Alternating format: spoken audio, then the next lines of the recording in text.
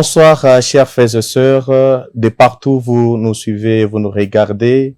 Shalom, peuple de Dieu, serviteurs et servantes de Dieu. C'est l'heure de votre émission, La Bonne Nouvelle du Royaume de Dieu.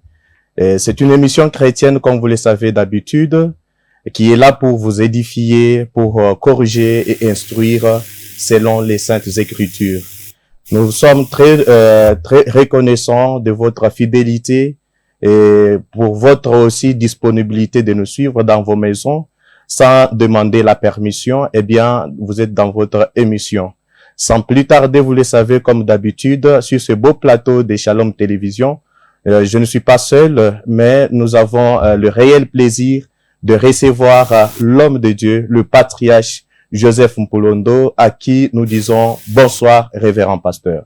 Bonsoir, mon bien-aimé. Content d'être avec vous cet après-midi, ce soir, pour la présentation de cette émission.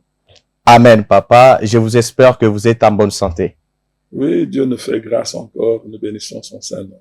Nous bénissons le Seigneur. Amen, papa. Eh bien, papa, il n'est pas seul, peuple de Dieu, comme vous le constatez. Sur ce beau plateau de Shalom, nous sommes accompagnés de cette grande équipe par notre sœur Bélange, avec qui nous disons bonsoir, sœur. Bonsoir.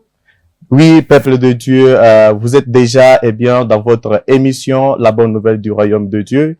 De partout, vous nous regardez dans tous les quatre coins de la République démocratique du Congo. Nous vous prions à ce que vous puissiez prendre votre carnet et votre stylo parce que vous serez révélés de Saintes Écritures par le patriarche Joseph Mpolondo. Et par là, l'autre fois, papa nous a parlé sur le récit de cet homme de Dieu que vous connaissez bien, Lazare. Et papa nous a révélé tant d'autres choses. Et vous, aimables spectateurs, spectatrices, qui avez suggéré des questions, eh bien, par autres, je peux citer Maman Lydie, homme de Dieu et pasteur Jérôme, et aussi notre Maman Louise, de partout, vous nous regardez. Vos requêtes sont le bienvenu et le patriarche, l'Église est en train de prier pour vous. Ça, je vous promets. Et aussi aujourd'hui, on ne sait pas ce que le patriarche nous a réservé. Car la parole de Dieu nous dit, c'est poussé par le Saint-Esprit que les hommes ont parlé de la part de Dieu. Voilà, homme de Dieu, papa, patriarche, je ne sais pas que ce que vous nous avez réservé la journée d'aujourd'hui, ce soir. Merci pour la parole que vous m'accordez. Nous voudrions répondre à la préoccupation de nos auditeurs, ceux qui nous ont posé la question de savoir si la femme peut baptiser, si la femme peut bénir la table du Seigneur, et des questions autour de la femme. Ok, papa. Nous allons nous efforcer dans la mesure des capacités que Dieu nous accorde. Amen. À dire un certain nombre de choses pour éclairer les uns et les autres. Nous sommes ensemble dans la maison de Dieu, nous nous édifions mutuellement. Amen. Et pour ce soir, nous allons relire les versets traditionnels. Amen. Quand le temps de lire d'autres versets viendra, on les lira. Amen. Mais la parole de Dieu, comme nous n'avons cessé de le dire, c'est une source inépuisable. Amen. J'aimerais demander à ma fille Bélange de nous lire dans le livre de Genèse, son chapitre 1er, je pense, le verset 26 à 28 en premier lieu. Et si possible, elle pourra aussi lire dans Genèse son chapitre 2, le verset 18, je pense. Le verset 18, on pourra lire ces deux versets-là et par la suite, on verra comment le Seigneur va nous aider de continuer à parler ce soir à l'intention de nos aimables spectateurs. Amen. Oui, peuple de Dieu, à la maison, vous êtes ensemble avec nous. Prenez aussi votre Bible et votre carnet, notez et nous allons passer à la lecture de la parole de Dieu avec notre sœur Bélange. Genèse chapitre 1, du verset 26 au verset 28, nous lisons au nom de Jésus. Amen. Puis Dieu dit, faisons l'homme à notre image, selon notre ressemblance, et qu'il domine sur les poissons de la mer, sur les oiseaux du ciel, sur le bétail, sur toute la terre, et sur tous les reptiles qui rampent sur la terre. Dieu créa l'homme à son image. Il le créa à l'image de Dieu. Il créa l'homme et la femme. Au verset 28, Dieu les bénit et Dieu leur dit, « Soyez féconds, multipliez, remplissez la terre et l'assujettissez et dominez sur les poissons de la mer, sur les oiseaux du ciel et sur tout animal qui s'émeut sur la terre. » Genèse chapitre 2, le verset 18. Nous lisons au nom de Jésus. Amen. L'Éternel Dieu dit, « Il n'est pas bon que l'homme soit seul, je lui ferai une aide semblable à lui. » Amen. Amen. Nous bénissons le Seigneur pour la lecture de ces deux passages bibliques. Amen, papa. Et nous parlons pour les enfants de Dieu. Nous parlons aussi à l'intention de nos confrères pasteurs, évangélistes, prophètes, apôtres et de tous les enfants de Dieu dans la maison de Dieu. Et pour tous ceux qui, dans leur maison, nous suivent sur leurs petits écrans. Et dans ce passage que nous venons de relire pour la énième fois sur ce studio de Shalom Télévision dans Genèse 1, à partir du verset 26 au verset 28, nous voyons trois choses ici. Okay. Le verset 26, c'est le projet de Dieu pour la création de l'homme et de la femme. Ça, c'est le projet de Dieu. Et ce projet de Dieu a lieu au sein du conseil de la divinité. Le conseil de la divinité, c'est la plus haute institution qui existe dans le monde, et invisible et visible. Amen. C'est la plus haute institution. C'est de là que proviennent toutes choses qui sont créées. Okay. Sur la terre et dans les cieux. Amen. C'est là qu'on décide de ce qui doit être fait. Ah. Le conseil est souverain. Le conseil ne reçoit pas le conseil d'un homme, la suggestion d'un homme. Le conseil est souverain. Amen. Parce que lorsque les membres du conseil de la divinité parlent, nous ne sommes pas là. Okay. Et ici, c'est tout simplement nous révéler ce qui est passé au sein de ce conseil-là. Amen. Comment ils se parlent. Et nous voyons que ce sont des êtres qui se respectent. Puis Dieu dit. Puis Dieu dit. Voilà. Et puis il parle au pluriel. Faisons. Donc il n'est pas seul. Faisons l'homme à notre image. Yes. Donc il y a le Père, il y a le Fils, il y a le Saint-Esprit qui compose le conseil de la divinité. Amen. En dehors de ces trois-là, il n'y a pas un ange, un esprit, je ne sais pas, un être céleste ou un homme ou un vieillard qui peut aller influencer le conseil de la divinité. Nous devons comprendre que ça vient du conseil de la divinité. Ça ne relève pas de notre capacité, de notre volonté, de notre vision, de notre pensée. Wow. Non, non. Ça vient du conseil de la divinité. Amen. Faisons l'homme à notre image. Et puis il ajoute, selon notre ressemblance. Ça, c'est le projet de Dieu. Okay. Et dans le projet, il dit, et qu'il domine sur les poissons de la mer, sur les oiseaux du ciel, sur le bétail, sur toute la terre et sur tous les reptiles qui rampent sur la terre. Donc cet homme est maître de la terre. Okay. Je dois ici préciser que lorsque Dieu a créé la terre, il a créé aussi l'environnement de la terre. Okay. Donc le soleil, la lune sont créés pour la terre. Amen. Si la terre n'était pas créée, il n'existerait pas de soleil, pas de lune, pas des étoiles, pas tout ce que nous avons dans le cosmos n'existerait pas. Ok. Voyez, Amen. tout cela a été créé à cause de la terre. Même si la Terre se trouve dans une galaxie, ce n'est pas la Terre qui a été créée pour la galaxie, mais la galaxie a été créée pour la Terre. Effectivement, papa. Ouais. C'est comme ça qu'on doit comprendre que tout a été créé pour la terre. Et toutes ces choses sont en dessous du ciel. Ok. Tu vois, oui. C'est en dessous du ciel. Ce n'est pas au-dessus du ciel. En dessous. Même lorsque les astronautes partent sur la Lune, nous disons qu'ils partent dans le ciel. Non, non, c'est en dessous du ciel. Le ciel, c'est au-delà. Wow. Il n'y a aucun engin qui peut aller au ciel. Non, non. Amen. L'homme ne peut pas créer un engin pour que il perce le ciel. C'est impossible. Quelle que soit son intelligence, quel que soit son savoir-faire, l'homme ne peut pas arriver là. Mais dans la sphère qui est dans l'environnement de la terre, l'homme peut faire son exploration. Dieu le lui permet. Amen. Voyez, Oui. Dieu le lui permet. Donc, ce que nous disons ici, ça ne vient pas du cosmos. Non, non. C'est au-delà du cosmos. C'est dans le conseil vraiment de la divinité, hein, que Dieu parle ainsi. Si. Voilà. Alors là, c'est la volonté de Dieu. Et quand il y a la volonté de Dieu, nous n'avons pas discuté avec Dieu. Amen. Nous n'avons pas montré à Dieu ce qu'il doit faire et ce qu'il ne doit pas faire. Mhm. Comment il doit se comporter.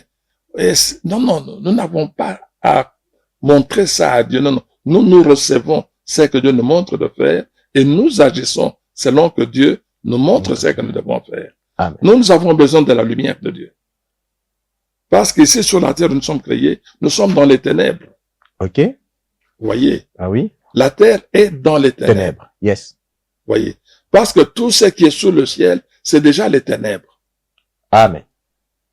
Il faudrait que nous comprenions cela, que nous sommes dans les ténèbres. Ténèbres. Et pour éclairer les ténèbres, on nous a placé le soleil, on nous a placé la lune, on nous a placé les étoiles. C'est pour créer les ténèbres de sorte que l'homme vive sur la terre. Amen. Alors celui qui est dans les ténèbres, comment veut-il instruire celui qui est dans la lumière? Wow. C'est un non-sens. Et bien souvent, nous raisonnons à la manière des gens insensés parce que nous ne comprenons pas la puissance des Écritures, nous ne comprenons pas la profondeur des Écritures. Nous voulons parler de nous-mêmes, nous sentons que cela est bon. Non, non. Nous ne sommes pas habilités à parler de nous-mêmes. Nous devons toujours nous référer aux Saintes Écritures pour que nous puissions voir qu'est-ce que nous pouvons dire et qu'est-ce que nous ne pouvons pas dire. Amen. Parce que parler comme bon nous semble, c'est une responsabilité, parce que l'homme rendra compte de toutes les paroles vaines qu'il aura proférées devant Dieu. Amen.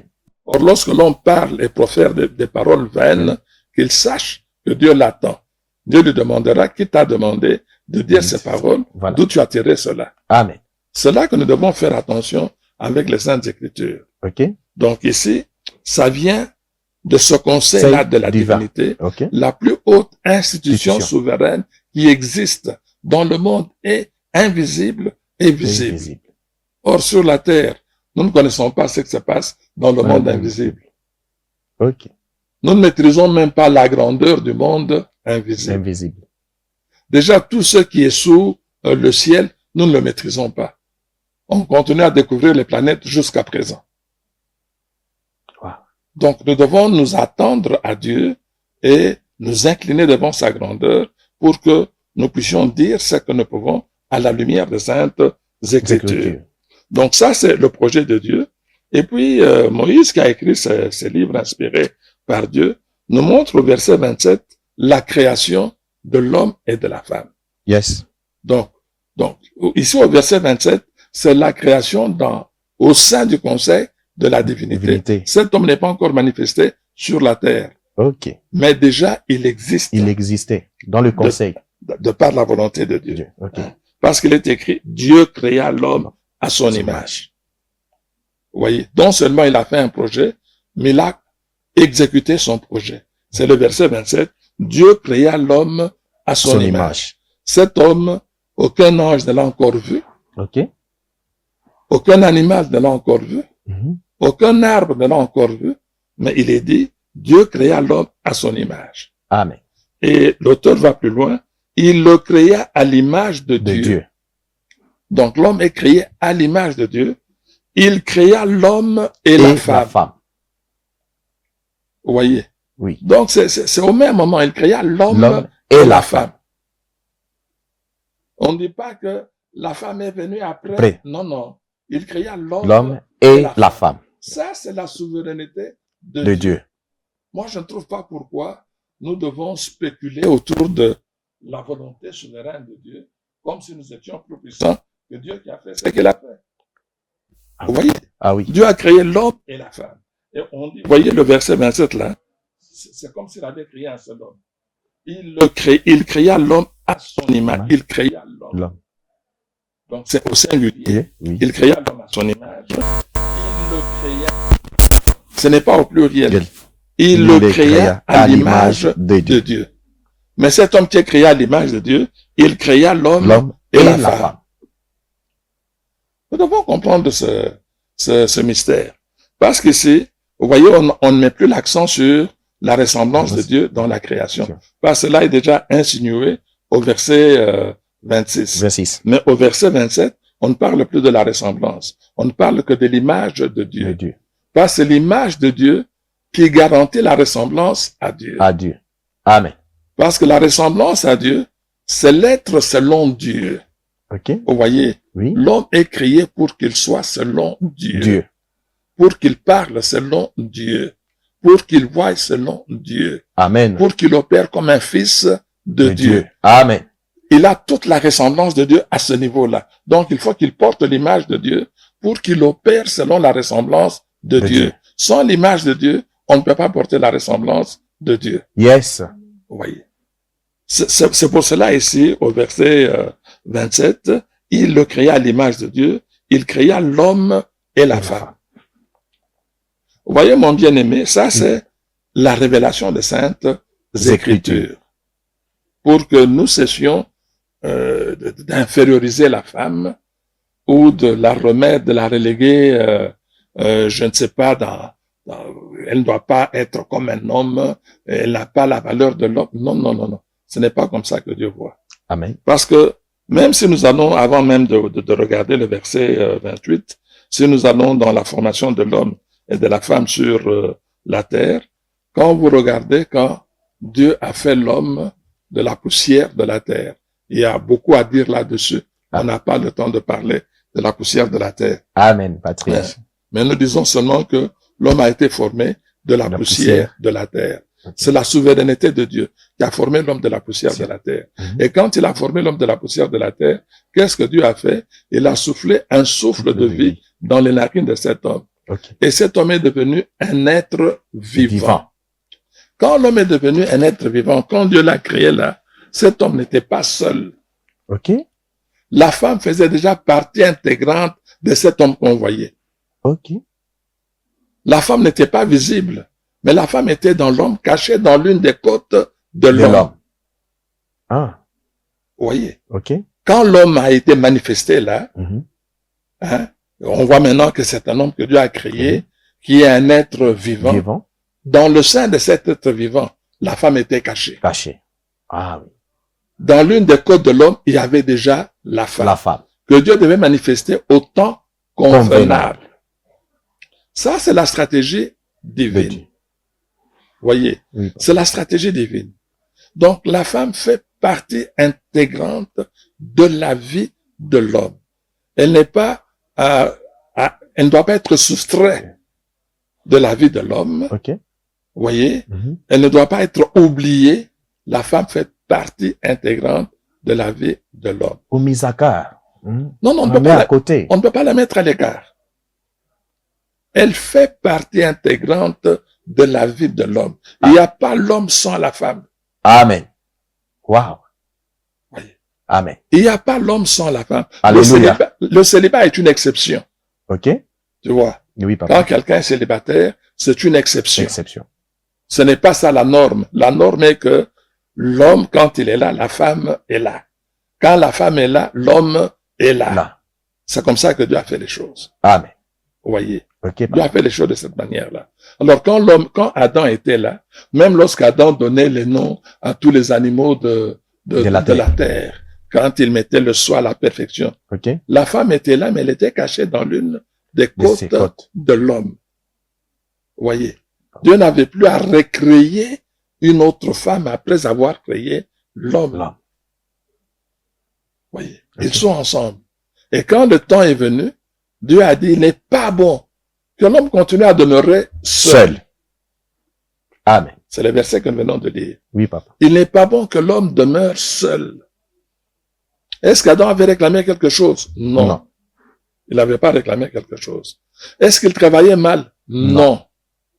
Mais Dieu a vu que son travail ne peut pas être aussi parfait sans l'apport de la femme. Alléluia. Vous voyez. Amen, papa. Ça, c'est Dieu qui a vu. Il n'est pas bon que l'homme soit seul. Je lui ferai une aide semblable à lui. Et là, nous devons comprendre. Nous devons comprendre que si l'on porte l'image de Dieu, la femme porte aussi l'image de Dieu. Donc, si la femme porte l'image de Dieu, et l'homme et la femme sont selon la ressemblance de Dieu. Parce que l'image de Dieu garantit la ressemblance de Dieu. Je peux aussi dire que l'image de Dieu, c'est une marque, je pourrais dire, qui montre l'appartenance à Dieu. Sans l'image de Dieu, il n'y a pas l'appartenance à Dieu.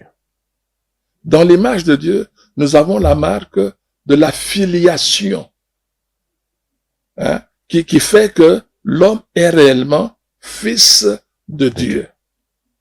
Vous voyez? Oui, papa. C'est dans l'image. Sans l'image de Dieu, il n'y a pas de filiation. Ok. Il n'y a pas de filiation. De filiation. Vous voyez? Oui. Et pourquoi nous parlons de la filiation? Pourquoi nous parlons de l'homme fils de Dieu? Parce que le fils de Dieu est le serviteur de Dieu. Le serviteur est celui qui connaît son Père, qui connaît son Maître, qui entend son Dieu, qui ne fait que la volonté de son Dieu. Amen.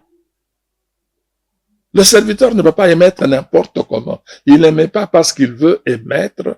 Le serviteur émet parce qu'il sait que Dieu veut que les choses soient ainsi et il annonce la volonté de Dieu. S'il n'est pas sûr de ce qu'il est en train de dire, il se tait, il ne parle pas parce que Dieu ne lui autorise pas de parler. Ah. Oui. Alors la filiation, elle est très importante. Parce que quand il n'y a pas de filiation, nous sommes comme des électrons libres. Alléluia. Tu vois? Yes. Nous sommes comme des électrons libres. Nous disons n'importe quoi. Et Dieu n'aime pas que l'on dise n'importe quoi. Amen. Dieu n'est pas n'importe qui et il ne permet pas que son peuple dise n'importe quoi. Le peuple de Dieu qui porte l'image de Dieu parle selon Dieu. Il a l'esprit de Dieu en lui pour qu'il n'émette que selon ce que Dieu l'autorise de dire. Oui. Alors quand l'on porte cette filiation-là, il y a ce lien qui le rattache à son Père. C'est qu'à tout moment, il a la pensée du Père qui monte en lui. Comme nous le disions la fois dernière, quand Samuel se retrouve devant Shama, devant Eliab, et il se trompe, il dit, loin de Dieu est ici. Dieu lui dit, non, Dieu ne regarde pas à ce qui frappe les yeux. Dieu regarde au cœur. Vous voyez, Samuel a été corrigé sur le champ parce qu'il est serviteur de Dieu. Il ne peut pas faire ce que lui veut ou comme lui voit. Ce que tu vois importe peu. Tes sentiments, ça importe peu. Mais ce que tu dois montrer, ce ne sont pas tes sentiments, c'est la volonté de ton Père qui importe. Amen. Et c'est très important. Amen. C'est pour cela, ne parlons pas sur la femme parce que nous avons été éduqués d'une certaine manière. Oui, c'est l'éducation que nous ont léguée nos parents, peut-être qu'ils ne connaissaient pas encore l'Évangile, qu'ils n'étaient pas encore nés de nouveau. Mais maintenant que nous sommes dans le Seigneur, nous sommes connectés à la parole de Dieu. Nous devons obéissance à la parole de Dieu. Oui. La femme n'est pas une personne que l'on doit avilir. C'est ce qui se passe malheureusement sur la terre. La femme est avilie. Et quand on avilit la femme, on agit exactement à la manière du serpent dans le jardin d'Éden. Si l'homme avilit la femme, il agit comme le serpent dans le jardin d'Éden. Et pourquoi le serpent s'est attaqué à la femme? Pourquoi il s'est attaqué à la femme? Si la femme était sans importance, le serpent ne l'attaquerait pas. Ok. Vous voyez? Le serpent n'attaquerait pas la femme si elle était sans importance. Mais quand la femme est venue, le serpent a vu la réaction de l'homme. L'homme lui-même a compris pourquoi Dieu lui a donné la femme. Vous voyez? Oui, papa. Et c'est en ce moment-là que le serpent comprend que si l'homme et la femme restent ensemble, ils vont mettre le saut à la perfection. Amen. Ils vont accomplir les œuvres de Dieu parfaites et à profusion. Ok. Vous voyez, c'est ce que l'homme et la femme devraient faire, mettre le saut à la perfection, faire des grandes choses selon que Dieu les avait donné l'autorité de dominer.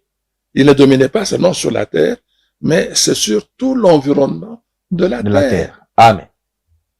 Vous voyez? Oui. L'homme avait le pouvoir sur le soleil, sur la lune. sur les étoiles, sur tout ce que nous découvrons aujourd'hui, les planètes et les autres choses. Ça a été donné à l'homme en ce moment-là. Son pouvoir s'étendait jusque-là. Et ces choses dépendaient de l'homme. C'est ainsi qu'en termes codés, Dieu lui dit qu'il domine sur les poissons de la mer, oui, qu'il domine sur les oiseaux du ciel, oui, qu'il domine sur le bétail, oui, qu'il domine sur toute la terre et sur tous les reptiles qui rampent sur la terre. Yes. Donc, pour que cette mission soit accomplie, la femme est venue, qui est comme l'homme. Tu vois? Oui. Et la comparaison que Dieu a donnée n'est pas une comparaison de supériorité ou d'infériorité. C'est une comparaison d'égalité. Amen. Ça vient de Dieu. Amen. Dieu donne la comparaison d'égalité entre l'homme et la femme. Il y a égalité. Wow. Pourquoi nous devons nous battre?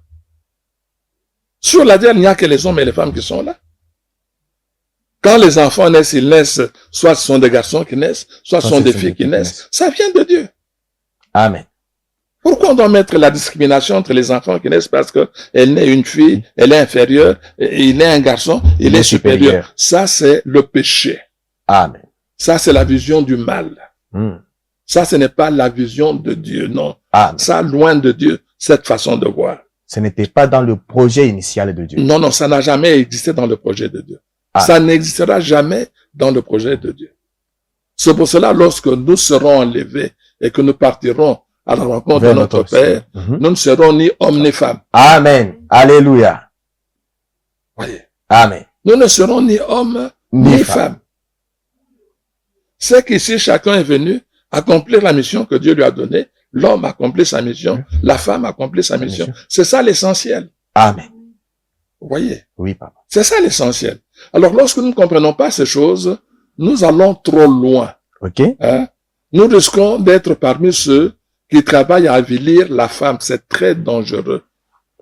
Nous devons même être jaloux de la formation de la femme. Nous devons être jaloux. La femme doit être bien formée.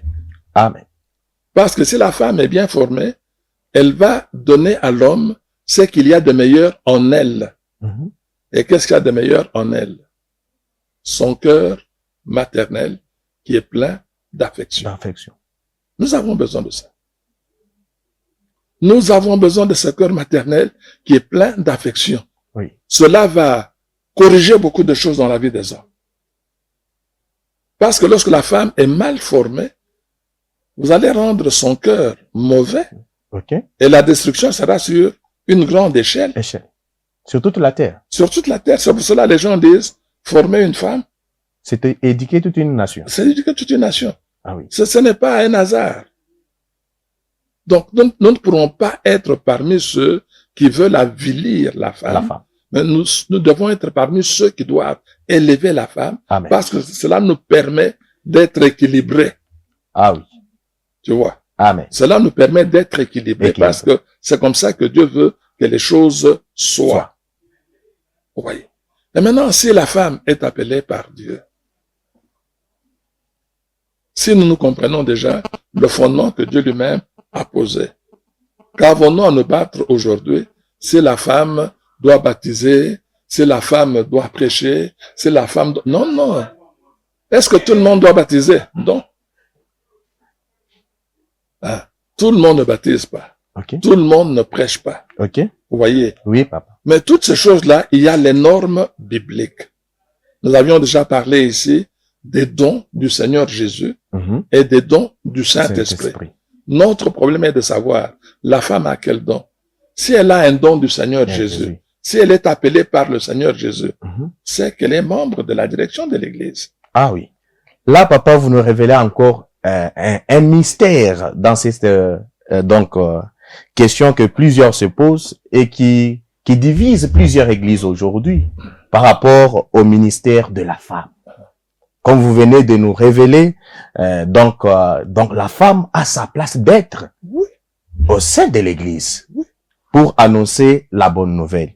Et là, vous nous révélez encore les dons du Seigneur Jésus à l'église. Et dans ce don, et aussi les dons du Saint-Esprit pour l'église. Vraiment, peuple de Dieu, vous comprenez, et vous qui avez des questions, J'aimerais encore une fois de plus demander au patriarche. Vraiment, papa, il y a beaucoup de questions et peut-être les spectateurs, spectatrices qui nous suivent, ils disent pourquoi vous ne posez pas peut-être cette question de l'apôtre Paul qui a dit donc la femme doit s'instruire dans le silence. Non, mais nous avons déjà répondu à cette question sur ce plateau. Ça, c'était dans l'église de Corinthe. Ok. À cause de toutes les confusions qu'il y avait dans l'église de Corinthe. Il y avait beaucoup de dons dans l'église de Corinthe, mais aussi beaucoup de confusion dans l'église de Corinthe par faute d'enseignement. Et il s'est passé les choses les plus atroces. C'est pour cela Paul a parlé spécialement de cette manière à l'église de Corinthe. Cela ne doit pas être considéré comme une règle générale. Wow. Vous voyez, oui. Comme une règle générale à imposer à toutes les églises. La femme parle quand elle a reçu quelque chose du Seigneur. Ah. Vous voyez? Oui, papa. Si elle a reçu quelque chose du Seigneur, vous n'allez pas empêcher à une femme d'exercer le ministère pastoral parce qu'elle est femme. Non, non. Non. Elle a reçu l'appel du Seigneur. Elle doit être consacrée pasteur. Wow. Elle doit travailler librement. Ah, oui. Elle doit prendre autorité dans l'église. Okay. Elle peut baptiser.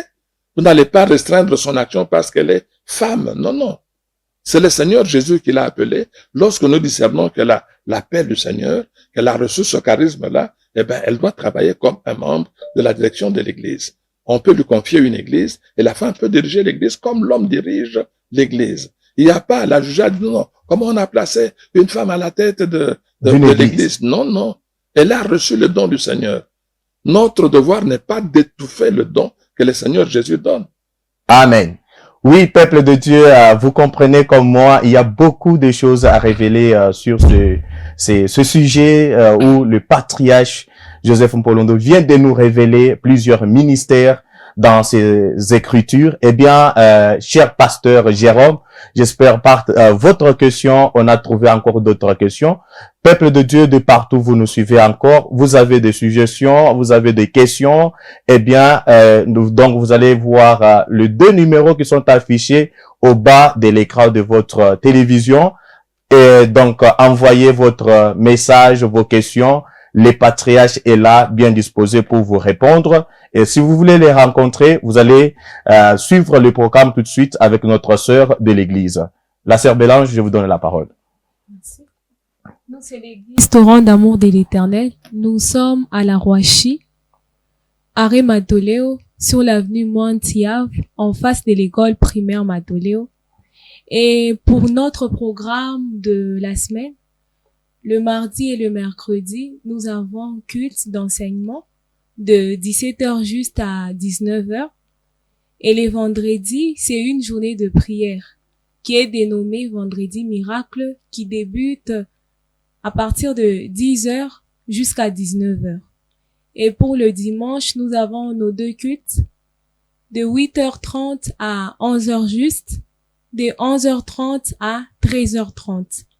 Et les après-midi, à 16h juste, nous avons culte des jeunes de 16h juste à 17h30. Merci. Merci beaucoup, peuple de Dieu. Nous vous bénissons pour votre aimable donc fidélité d'avoir suivi cette émission. Nous vous donnons rendez-vous déjà demain dimanche à 7h02. Vous allez retrouver cette émission en rediffusion sur les antennes des Shalom Télévision. Et bien aussi, demain dimanche, vous allez rencontrer le patriarche. Si vous voulez venir ensemble à l'église Torrent d'amour, c'est à la Rouachi, comme on vient de nous le dire. À bientôt pour ce samedi.